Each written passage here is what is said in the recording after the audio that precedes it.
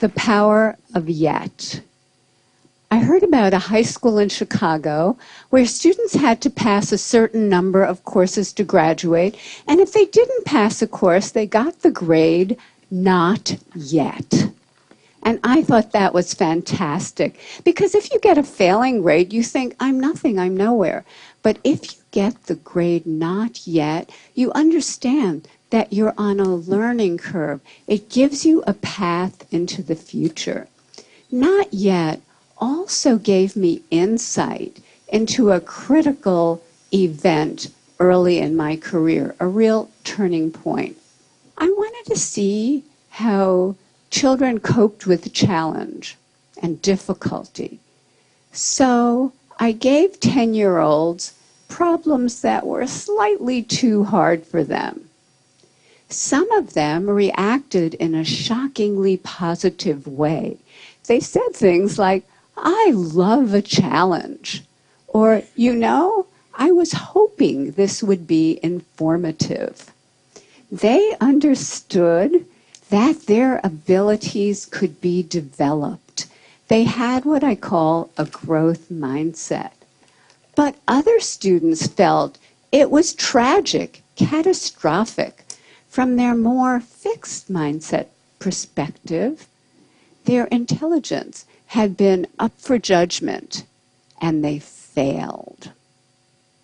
Instead of luxuriating in the power of yet, they were gripped in the tyranny of now.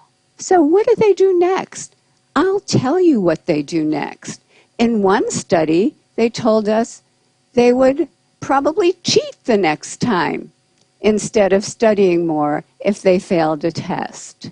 In another study, after a failure, they looked for someone who did worse than they did so they could feel really good about themselves.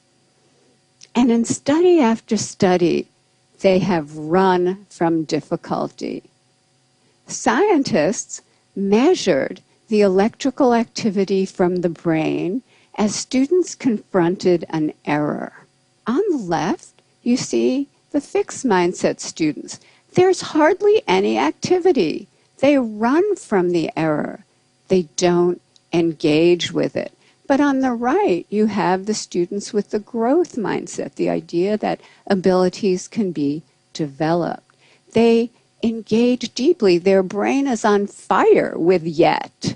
They engage deeply. They process the error. They learn from it, and they correct it. How are we raising our children? Are we raising them for now instead of yet? Are we raising kids who are obsessed with getting A's? Are we raising kids who don't know how to dream big dreams? Their biggest goal is getting the next A or the next test score? And are they carrying this need for constant validation with them into their future lives?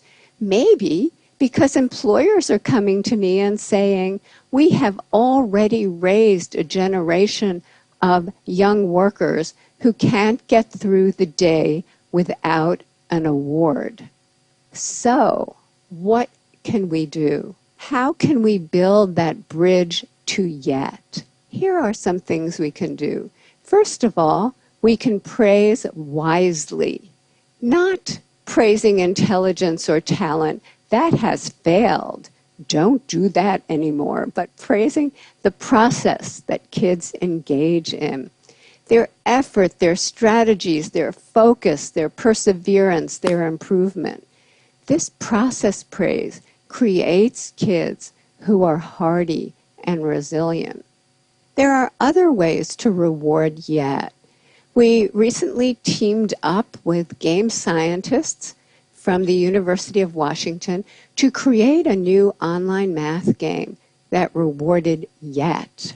In this game, students were rewarded for effort, strategy, and progress. The usual math game rewards you for getting answers right now, but this game rewarded process. And we got more effort, more strategies, more engagement over longer periods of time, and more perseverance when they hit really, really hard problems. Just the words yet or not yet, we're finding, give kids greater confidence, give them a path into the future that creates greater persistence.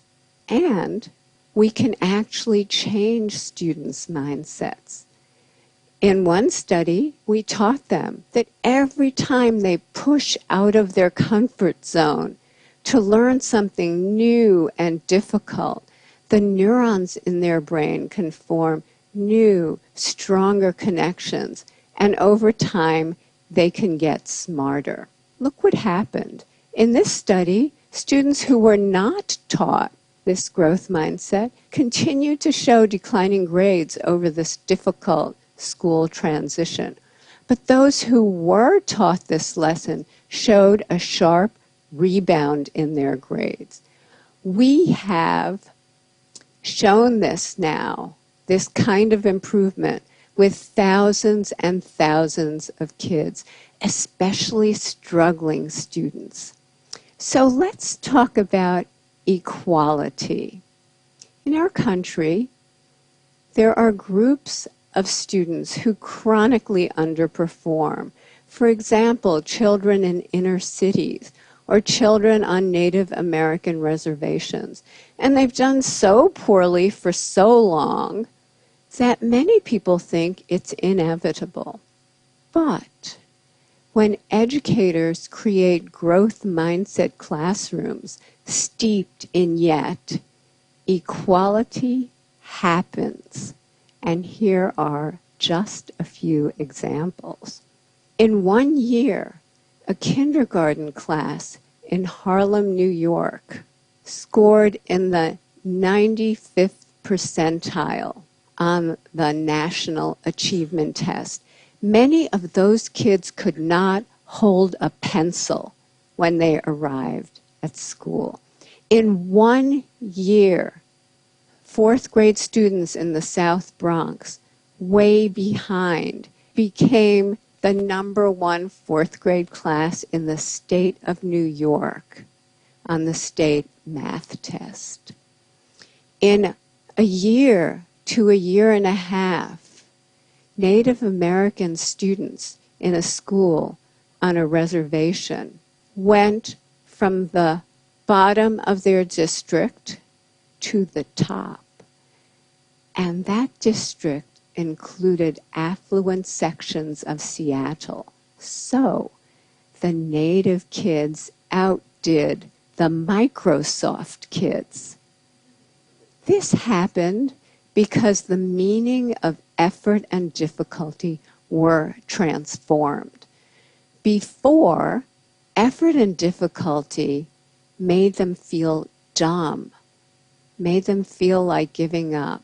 But now, effort and difficulty, that's when their neurons are making new connections, stronger connections.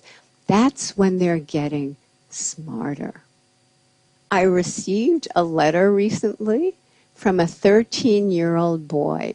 He said, "Dear Professor Dweck, I appreciate that your writing is based on solid scientific research, and that's why I decided to put it into practice.